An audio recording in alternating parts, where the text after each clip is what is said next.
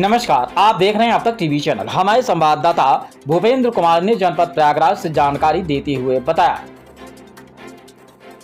बाबा साहब डॉक्टर भीमराव अंबेडकर के विचारों को समझें और उनके पद चिन्हों पर चलने का प्रयास करें। संविधान निर्माता बाबा साहब डॉक्टर भीमराव अंबेडकर पर क्या कुछ कहा, आइए चलते हैं हमारे संवाददाता के साथ। सावित्रीबाई और बिरसा मुंडा जैसे शेर को चित्रों पे पुष्प समर्पित करके उनका सम्मान करें। और आदरणीय बबीता महिला संघ की प्रयागराज की जाबाज नेता हैं, गीतकार हैं। मैं आपसे चाहूंगा क्या पाएं और माइक मंच पर अपने गीतों को प्रस्तुत करें। आदरणीय बड़े भाई जोरदार तालियों से सम्मान करें। डॉक्टर बाबा साहब अम्बेडकर अमर रहें, अमर रहे। डॉक्टर बाबा साहब अम्बेडकर अमर रहें, अमर रहे। बहुत धन्यवाद साथियों। पहली पीढ़ी के लोग मारे जाएंगे, दूसरी पीढ़ी के लोग जेल जाएंगे और तीसरी पीढ़ी के लोग इस आंदोलन को सफल कर पाएंगे। हम चाहेंगे पोस्टर गिर गया, थोड़ा सा उठा दें। सभी का हार्दिक स्वागत वंदन अभिनंदन है कार्यक्रम में। साथियों, ये कम संख्या नहीं है, बहुत बड़ी संख्या है। हम लोगों के बीच में बहुत साथी लोग हैं और हम लोगों के बीच में भी बैठे कोराव पड़रिया से माननीय हमारे आदरणीय बड़े भाई केएस मन जी हैं। आप आए और डॉक्टर बाबा साहब अम्बेडकर और ज्योतिबा फुले, माता रमाबाई के चित्रों पर आप पुष्प समर्पित करें। आदरणीय केएस मणि, बहुत सुंदर आप नगाड़ा बजाते हैं। आप मध्यमा के श्री शंभुनाथ जी,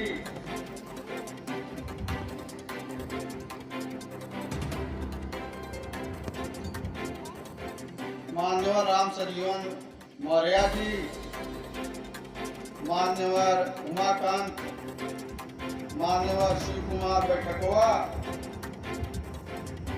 मान्यवर लक्ष्मी नारायण हटवारा, मान्यवर कृष्णाकांत बैठकवा, विमल राय, उमाशंकर जयसल, माननीय शांति देवी, माननीय मीरा जी, माननीय राजेंद्र पंचायत राज विभाग, मान्यवर वीरेश कुमार पचेड़ा, मान्यवर राकेश कुमार सुगमहा, माननीय वंदना जी, मान्यवर ब्रिजेश कुमार कुशवाहा बड़ौखर, मान्यवर शिव लखन प्रत्याशी। साथियों, बड़े हर्ष के साथ हम लोग सब यहाँ एकत्रित हुए हैं। एकत्रित होने का मूल उद्देश्य यह है, हम बाबा साहब के विचारों को सुने, बाबा साहब के विचारों को समझें और बाबा साहब के विचारों को समझकर उनके पद चिन्हों पर चलें। साथियों, आप सभी जानते हैं कि बाबा साहब अपने समय में, जब शिक्षा का समय था, बाबा साहब का प्रादुर्भाव उस समय हुआ जब देश में विकट जातिवाद, छुआछूत, आडंबर का बोलबाला था। साथियों, बह रहा था जमाने में जालिम पवन, बह रहा था जमाने में जालिम पवन, दास्ता की निशा व्याप्त थी देश में। हो रहा जुल्म दलितों के ऊपर विकट, जी रहे जिंदगी दीनत क्लेश में। कुआं तालाब मंदिर विवर्जित रहा, पढ़ने स्कूल में थी इजाजत नहीं। अच्छा भोजन अछूतों को खाना मना, नया कपड़ा पहनने की हिम्मत नहीं। वो समय था जब बाबा साहब पूरे देश में अकेले संघर्ष कर रहे थे, अकेले ही शिक्षा ले रहे थे, तमाम आडंबरों को झेल रहे थे। फिर भी बाबा साहब झुकने वाले नहीं थे, न झुका। साथियों, जब बाबा साहब इतने आडंबर को झेलते हुए उच्च शिक्षा को ग्रहण किया। देश विदेश कोलंबिया जैसी विशाल यूनिवर्सिटी में टॉपर आए। देश उस समय अंग्रेजों का गुलाम था। साथियों, बाबा साहब भारत रत्न न जाने कितने को दिया गया, लेकिन बाबा साहब ऐसे भारत के रत्न हैं जो रत्न मूल्यवान से भी ज्यादा मूल्यवान है। सभी रत्नों से न्यारा है भारत रत्न, सभी रत्नों से न्यारा है भारत रत्न। कायदे हिंद तारा है भारत रत्न।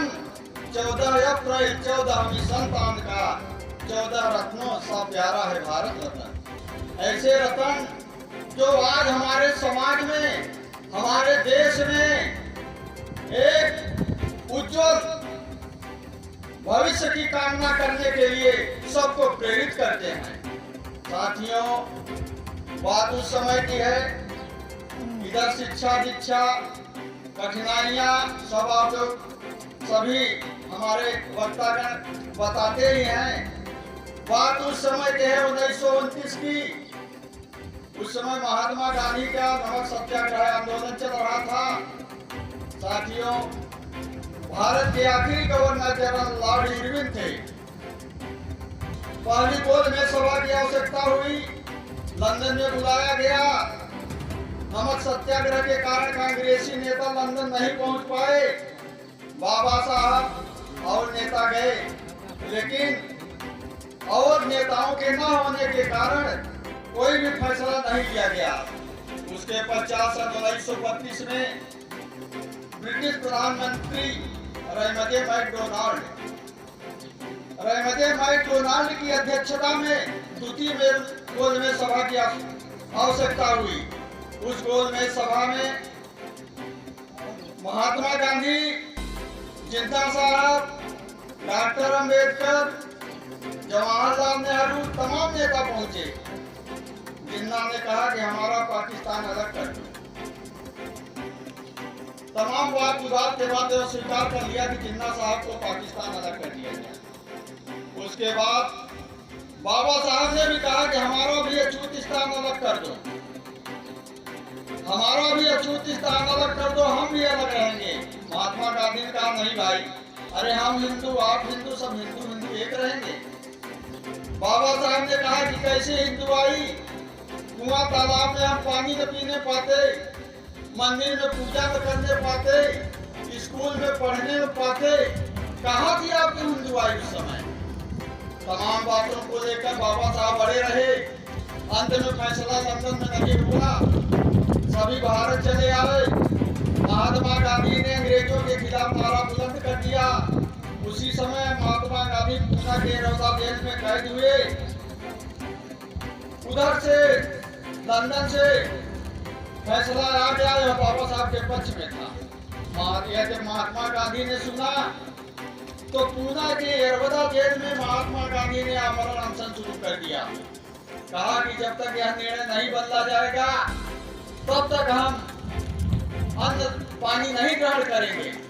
साथियों, तमाम नेता कस्तूरबा गांधी, पंडित जवाहरलाल नेहरू, तमाम नेता बाबा साहब के पास विनती करने लगे कि आप जो है मान लीजिए, नहीं तो गांधी जी की हालत बहुत नाजुक है, उनकी हत्या का कलंक आपके सर पर लगेगा। साथियों, कहते कहते बाबा साहब ने समझौते पर हस्ताक्षर किया। यही समझौता पूना पॉइंट बनाम गांधी के नाम से घोषित हुआ। उसी समझौता के तहत जो कुछ हम लोगों को सुविधा मिल रही है, उसी समझौता का यह प्रतिपद है। साथियों, तो तब संघर्ष करो, या नहीं कि न शिक्षित बनो न संगठित रहो, संघर्ष पहले कर दो, इसमें हम हार खा जाएंगे। इसलिए सर्वप्रथम हमें शिक्षित बनना चाहिए, उसके बाद एकता बनाए रखना चाहिए, तब हम अपने अधिकार के लिए, अपने मांग के लिए संघर्ष करें एकजुट होकर, तब हम असली मिशन को पूर्ण कर पाएंगे। साथियों, इसी के साथ हम अपनी वाणी को विराम देते हैं। जय भीम।